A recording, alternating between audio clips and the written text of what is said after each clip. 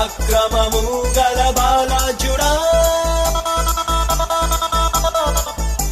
నీ కంటికి కనిపించే నీ చెవులకు వినిపించే అరే దేనిని గూర్చి భయపడకు.